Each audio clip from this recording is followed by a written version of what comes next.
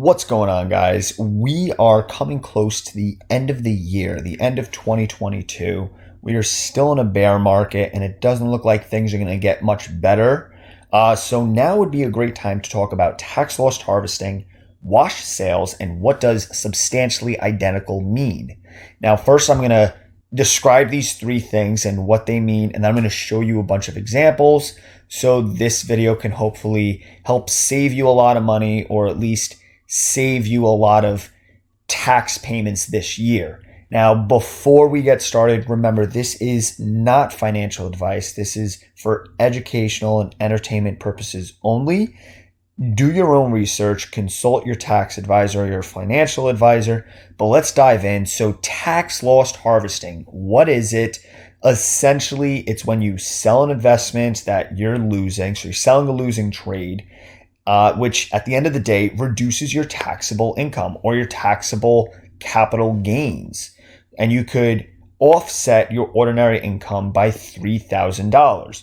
So if you made $100,000 this year at your job, but then you sold your investment that was losing money, let's say it was losing $5,000, you sell it off, you get to write that $3,000 off this year. So now instead of making $100,000, you technically only made $97,000, and you will get more money back on your tax return, or you will owe less taxes this year.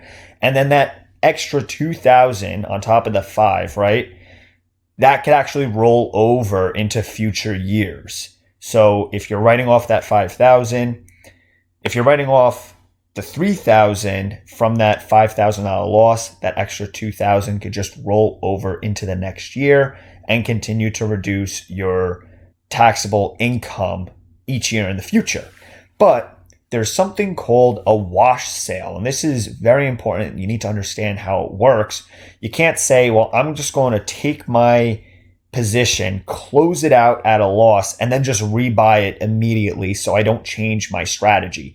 That doesn't work, because that's called a wash sale, and it prohibits you from doing that. It won't count as any kind of sale whatsoever, and then you can't take advantage of that benefit. And then you're just messing around with your securities, buying and selling them and losing to the spreads. So you can't do that, but don't worry, there are loopholes around it. I'm going to show you those loopholes. But before that, we need to understand what substantially identical means, because it makes sense. You can't take, say, 100 shares of Apple, and actually I have an example right here. You can't say, oh, let me buy 100 shares of Apple at, say, this price. It goes down. Let me sell it, and then let me buy it back at the same price, or maybe even a little lower price within the same day or a couple of days. It pretty much cancels it all out. And then this loss that you had right here, this would be a $4,000 loss, doesn't count. You can't write that off. So forget about that. You can't do that. So we understand that, but what's substantially identical? If we look over here, substantially identical means you can't take one investment and then sell it for another investment that would be defined as substantially identical. Now, what does that mean?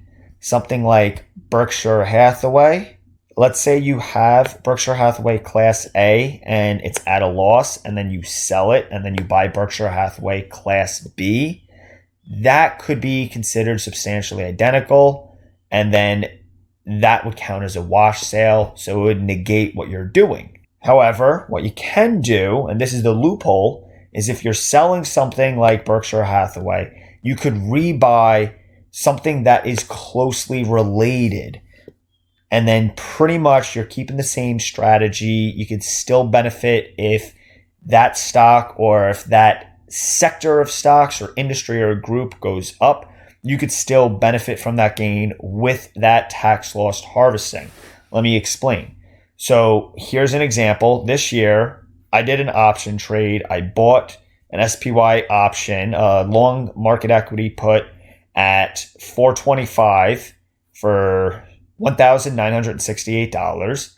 And then I ended up selling down here for $5,142. So that was a $3,174 gain. So now I have a gain for the year. I have realized gains that I'm going to have to pay in taxes, but I didn't want to have that realized gain. So what I did was I sold off my VOO shares. I had about 80 VOO shares, and it was running at about a $4,000 loss. So I sold that, and then what I did was I bought the VTI the same exact day. I don't need to worry about these being substantially identical because they are not. Even though they are managed by the same company, Vanguard, they are two very different indexes. And perfect example is if we look at the holdings. The VOO only has 506 holdings. The VTI has over 4,000 holdings. So they are not substantially identical. I don't need to worry about the IRS coming after me and saying, hey, you can't do that. You can't accept that $4,000 loss because they're completely different ETFs. However,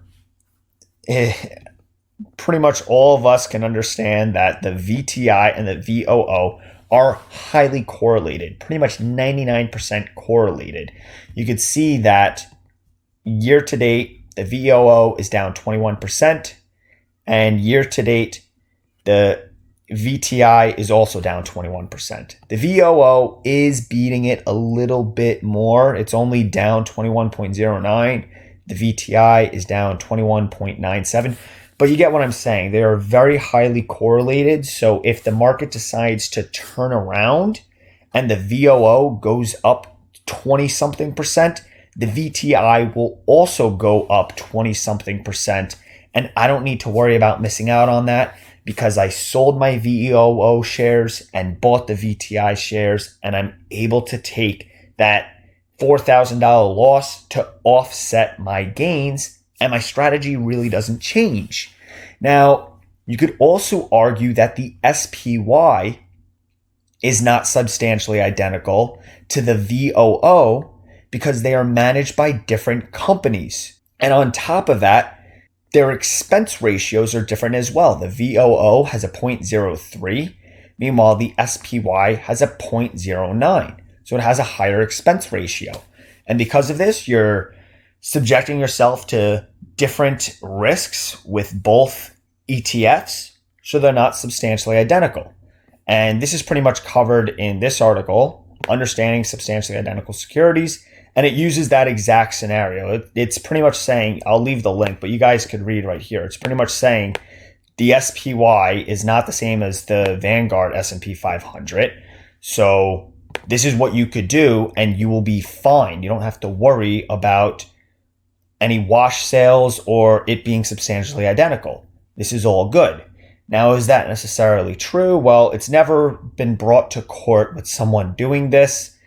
I can't say that it'll stay like that forever, but right now people are taking advantage of this strategy.